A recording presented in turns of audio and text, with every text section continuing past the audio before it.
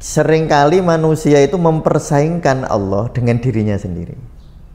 Sholat itu kan ibadah itu menghamba loh ya, jadi maknanya gitu. Menghamba, bukan jangan dimaknai ibadah itu barter kayak orang dagang. Keberagamaan kita itu kan udkhulu fis silmi kafah, masuklah di dalam kepasrahan total, dan itu kedamaian, damai. Sehingga air telaga yang tenang dan damai memantulkan keindahan langit di dalam telaga.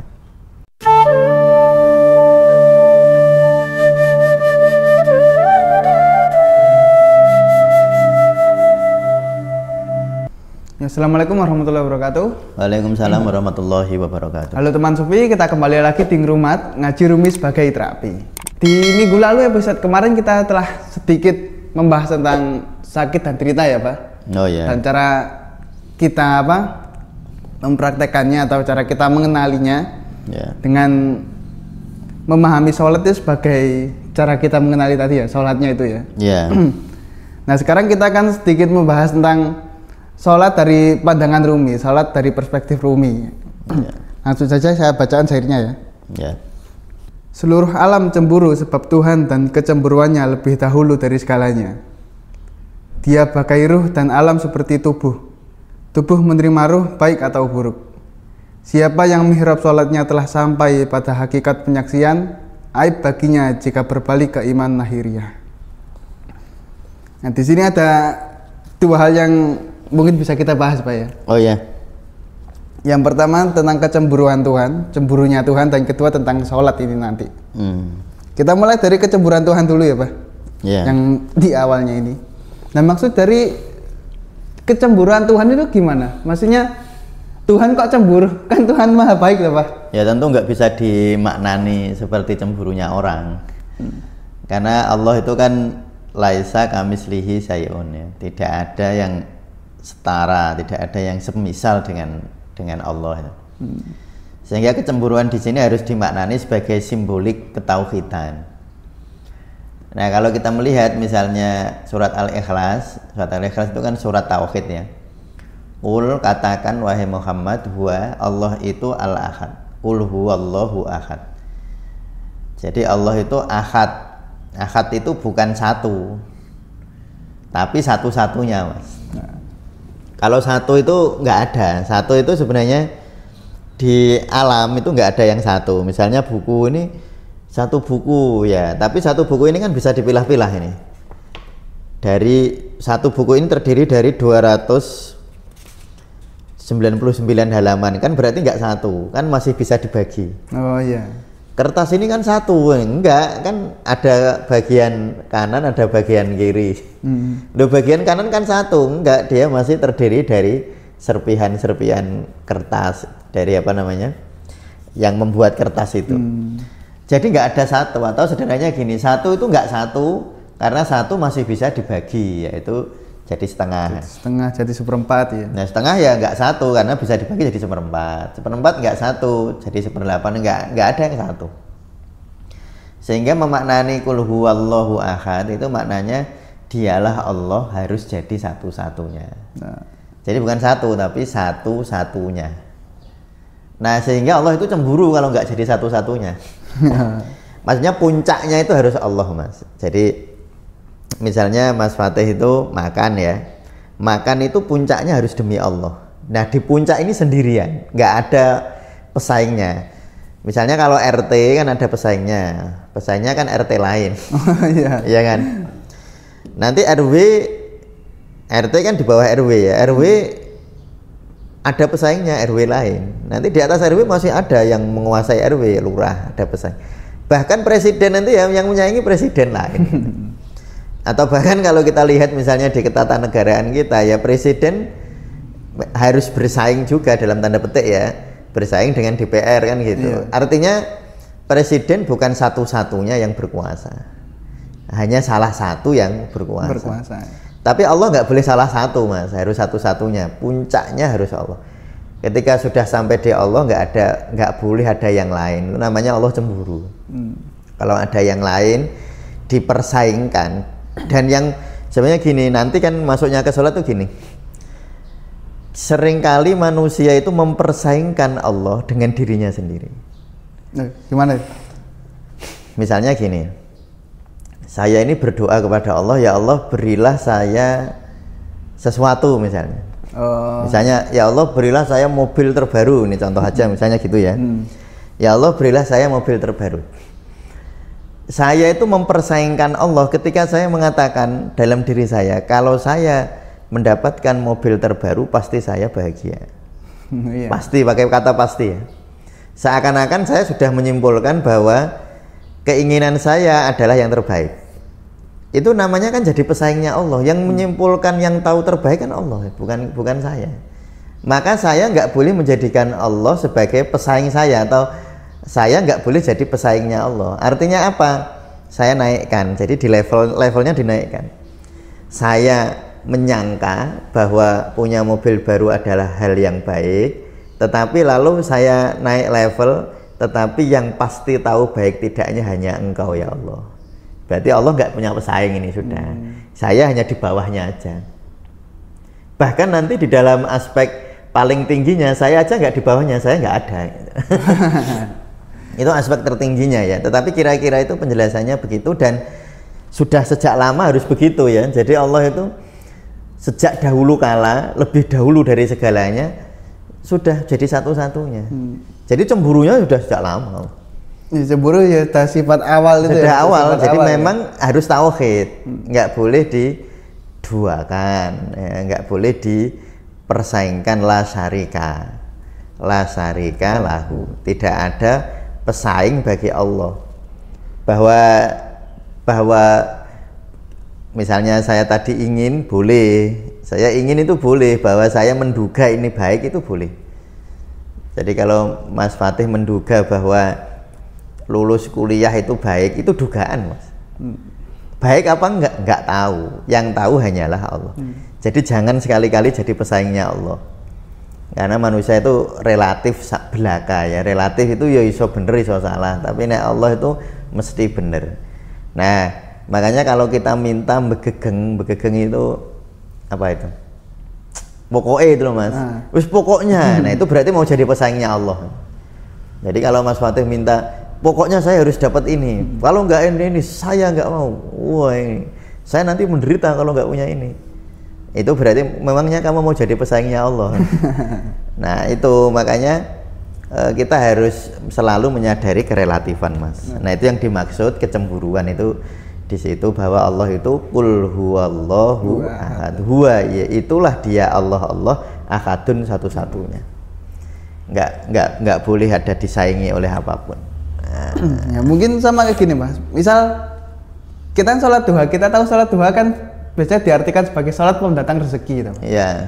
Nah, ketika kita ya memandang pendatang rezekinya aja tanpa menghakikati sholatnya itu, ya sama aja kayak tadi ya, kamu cemburu. Mau jadi pesaing, makanya kamu mau mempersaingkan aku dengan amalmu, gitu kira-kira ya. Tentu tetap boleh, selalu dalam tataran syariat. Jadi kalau orang sholat duha lalu minta kepada Allah dengan sholat duha semoga rezekinya banyak, itu baik.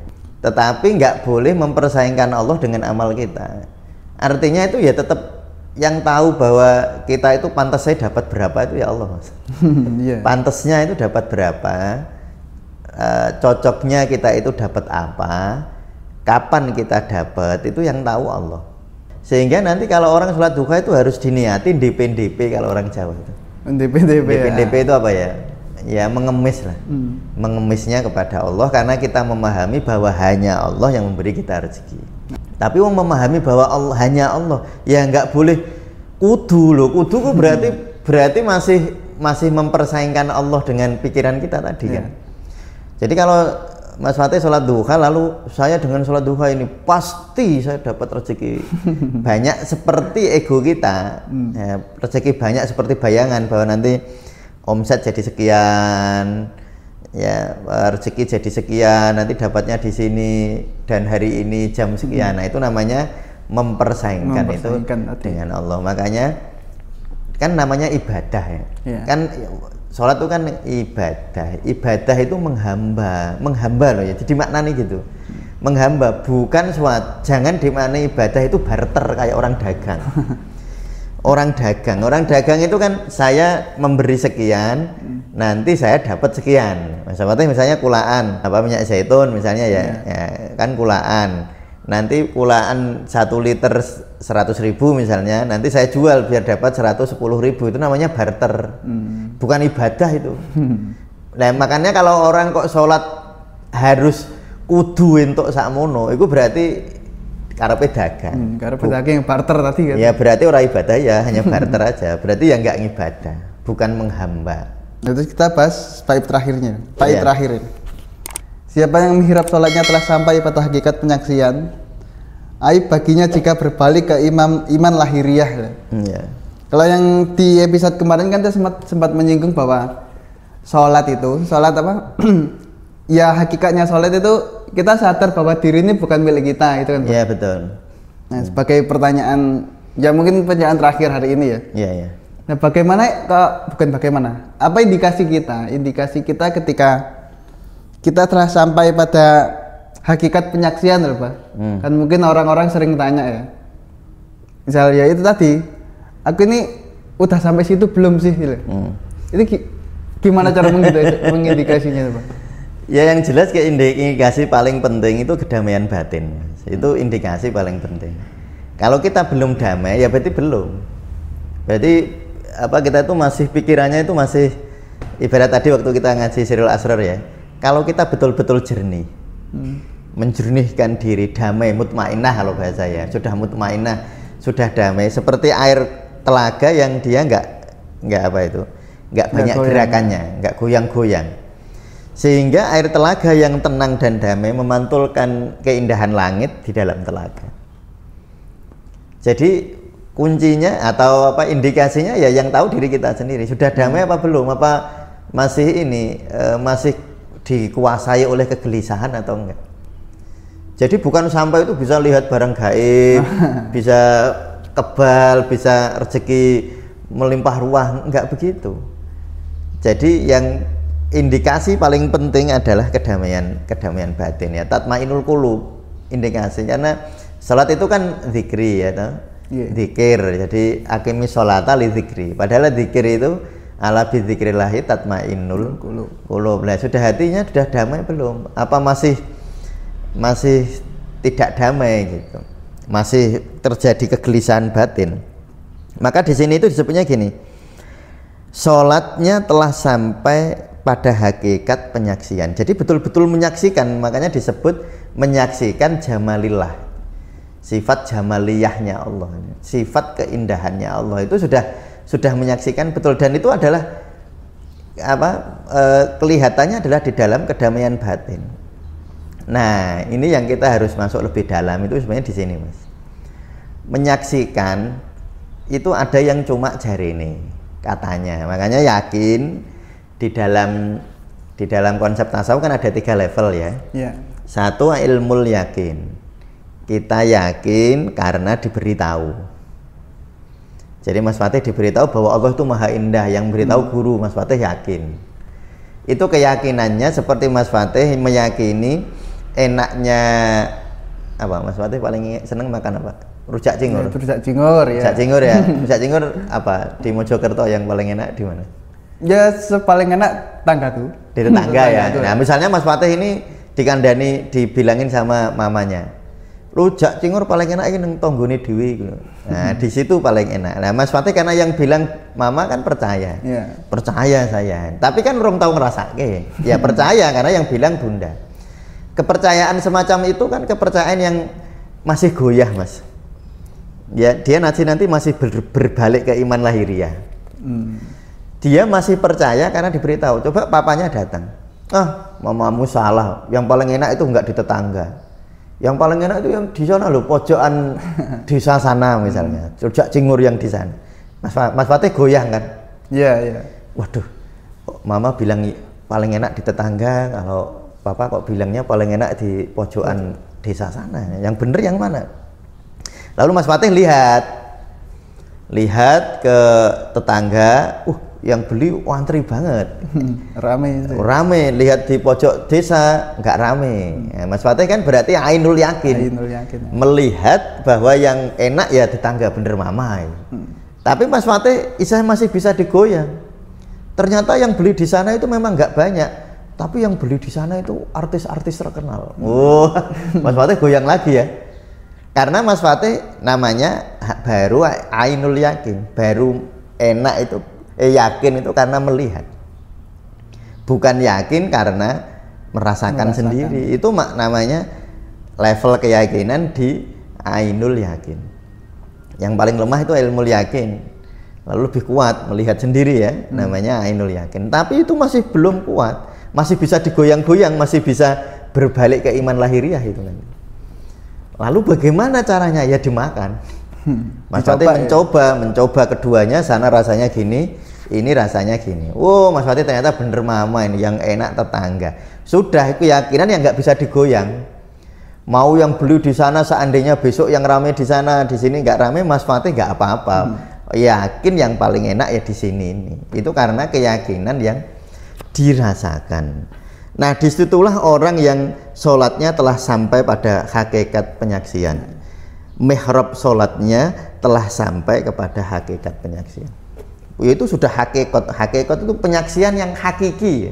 Hakikat itu kan bener-bener sesuatu yang benar-benar itu namanya hakikat. Jadi hakikat penyaksian itu bukan sekedar Mas Fatih menyaksikan jarene orang atau katanya orang, atau Mas Fatih hanya melihat dengan mata, tetapi betul-betul Mas Fatih itu merasakan langsung jamalillahnya Allah itu. Nah, itulah hakikat sholat. Makanya kalau sholat ini kita menghayati sholat itu, sholat itu juga akan mikir. Nah, akan mikir tuh gini, ini sah nggak ya, ini sah nggak ya. Ya itu dipikir sebelum sholat. Ya dipikirnya sebelum sholat, jangan pas sholat. Makanya gini loh Mas Fatih, Jibril itu kan akal. Jibril itu kan akal, itu kan simbolnya Jibril. Ya. Jibril tidak bisa mengantar Rasulullah masuk ke Sidratil Muntaha. Hanya sampai di level langit ketujuh, di gerbang Sidratil Muntaha, tapi nggak bisa masuk. Makanya kan Jibril itu, aku melangkah 1 inci saja aku terbakar, karena nggak bisa, akal itu nggak bisa menuju ke sana. Makanya tadi Mas Fatih waktu menganalisa enak tidaknya rujak cingur, itu kan menganalisanya tadi dari kata siapa, dari informasi ya. Itu kan yang mengolah kan akal, lalu melihat jumlah yang beli, itu analisa akal. Tetapi ketika Mas Fatih merasakan, itu menikmati, akalnya diselehke. Nah, sholat itu begitu, sholat itu dinikmati. Kayak Mas Fatih menikmati rujak cingur, bukan lagi dianalisis. Kalau analisis itu akal. Nah, analisis itu filsafat, analisis itu ilmu kalam. Ya, jadi analisis itu filsafat. Filsafat itu kan analisis, mensintesis kan, mensintesis, menganalisis. Kalau ilmu kalam analisis, mensintesis. Kalau tasawuf merasakan, gitu. Jadi sholat itu dirasakan. Belajarnya tentang sholat sah tidaknya sebelum sholat, Mas. Nah, ya. Jadi kalau sholat pokoknya dirasakan, kita Allah itu kita sedang inni wajjahtu wajhiya lillazi fataras samawati wal ardu. Kamu itu sedang berhadapan dengan zat yang menghamparkan langit dan bumi ini. Bah, itu dinikmati gitu. Jadi nggak lagi mikir. Makanya akal itu mikir, kalau mau masuk ke dalam hakikat penyaksian zikir. Jadi hakikat penyaksian itu zikir. Zikir itu menikmati keberjumpaan kita dengan kekasih. Coba Mas Fatih ya, kalau sedang misalnya nanti berjumpa dengan kekasih, Mas Fatih nggak terlalu, Mas Fatih mikir aku nganggo klambi opo ya, itu waktu di rumah ya. Ya pas di rumah. Ya waktu di rumah mikir nih, pakai akal nih, wah kita ini mau jumpa di kafe sana, nek nganggo koko pantas ra itu. Ya itu terserah orang masing-masing ya, kan menganalisis kan. Wah kelihatannya dia itu orang daerah sini ya, sukanya itu pakaian saya harus begini. Nanti saya harus datang tepat waktu di sana itu kira-kira dari Sampangan sini itu menuju kafe situ itu berapa menit, dipikir Mas. Nek wis ketemu wis ora kepikiran. Kalau ketemu sudah bercengkrama, sudah saling berbagi rasa, sudah ngobrol, masa ya usah mikir pakaianku cocok apa ora. itu sudah menikmati perjumpaan. Nah, sholat itu sudah menikmati ketika usolli fardhus subhi rakaataini sudah begitu, lalu ini itu perjumpaan sudah ini wajjahtu wajhiya lilladzi fataras samawati wal arda hanifan musliman, itu sudah perjumpaan, sudah hanif musliman, sudah pasrah total. Nah itu namanya sholatnya sudah di dalam hakikat penyaksian. Nah itulah, dan nanti cirinya yaitu tadi, cirinya kedamaian batin. Kedamaian batin tadi ya? Ya kedamaian batin. Jadi keberagamaan kita itu kan udkhulu fis silmi kafah, masuklah di dalam kepasrahan total, dan itu kedamaian, damai. Nanti cirinya ya, kalau secara fisik Mas Fatih. Iya. Nanti teman-teman sufi bisa ngecek sering tegang apa enggak tubuhnya. Nah coba ya, kalau begini merem begini santai, loh ternyata nengkini saya berkerut-kerut, ya berarti sepertinya belum sampai ke hakikat penyaksian. Karena kalau hakikat penyaksian itu relaksasi itu pikirannya relaksasi, pikiran itu relaksasi, dia bergerak seperti geraknya gelombang laut yang indah itu biasa, ya tetap naik turun tetapi indah, nggak ada mengguncangkan gitu, nggak ada yang menakutkan, jadi ya gerak biasa kayak kita Mas Fatih kalau ke pantai lihat gelombang yang sangat indah itu, bukan gelombang yang sangat tinggi lalu kita hati-hati, bukan yang gitu. Ya tetap itu pikiran, gelombang pikiran. Makanya kalau dicek di dalam gelombang otak kan kelihatan. Ya kan, kalau di gelombang otak kan kelihatan. Kalau gelombang otaknya beta kan gini ya toh? Ya kan dulu pernah kan meneliti tentang, jadi kita kan pernah meneliti tentang zikir, kita teliti yang berzikir itu kita lihat gelombang otaknya kan ada yang gelombang otaknya ternyata tetap beta, gelombang otaknya gini-gini, ya itu berarti zikirnya belum sampai ke penyaksian. Nanti ada yang gelombang otaknya, gelombang alfanya akan sangat atau lebih dominan daripada gelombang betanya, berarti damai, berarti itu perlu diteruskan, artinya zikirnya perjalanannya atau arahnya sudah betul. Nah itu kan otak ya, lalu tubuh juga gitu, damai. Nanti bisa dilihat dari HRV.